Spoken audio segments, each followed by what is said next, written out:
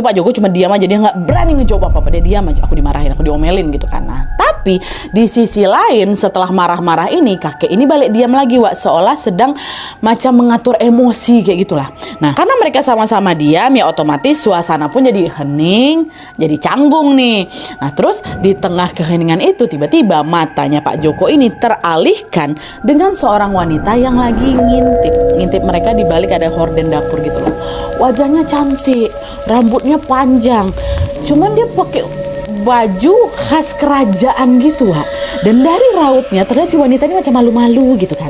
Waktu ditengok sama si Pak Joko ini, senyum cewek itu ke si Pak Joko, disenyumin balik lah sama Pak Joko kan, senyumin kayak gitu. Nah, terus gak lama kemudian si kakek yang tadinya diam di sebelah dia itu ikut tersenyum juga sambil kayak gini, itu cucuku, namanya ini. Dia adalah sebut namanya, aku gak berani nyebutnya, namanya ini.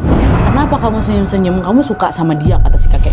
Oh enggak, kayak enggak, saya cuma senyum aja, soalnya kan dia juga senyum sama saya udah punya istri, kayak kata Pak Joko kayak gitu kan. Nah, entah kenapa lagi, Wak, setelah dengar jawaban itu balik sini lagi si kakek ini macam gak suka lagi gitu kan. Terus gak lama kemudian dia ngomong kayak gini, dah sekarang hujan udah berhenti, udah kamu pulang aja lah, kata gitu. Dan tolong ingat ya pesan aku tadi, jangan sesekali kalian memburu hewan di hutan ini lagi, sekalipun itu babi hutan. Udah biarkan aja mereka hidup, karena hutan ini adalah rumah mereka. Langsung diusir Pak Joko ini. Nah, ketika mendengar pesan itu sebenarnya, Wak, Pak Joko tuh nggak setuju sama ucapan dari si kakek ini, tapi dia memilih diam karena dia nggak mau berdebat lah sama kakek-kakek yang lebih tua dari dia kan. Udahlah tuh, nggak lama dari situ Pak Joko pun, oh ya baik kek, saya mau pamit pulang katanya.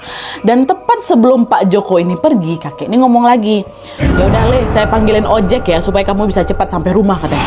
Hah? Ojek dari mana kek? Emangnya ada ojek di tengah hutan kayak gini? Kakek ini ada aja. Mana ada ojek di tengah hutan kan, Wak? Ada kok, ada. Kamu aja yang belum tahu, kata si kakek kayak gitu, Wak. Apa nih? Nah, belum sempat si Pak Joko ini bereaksi apa-apa, tiba-tiba kakek ini besiul, Wak. Dia besiul seolah-olah dia sedang memanggil sesuatu.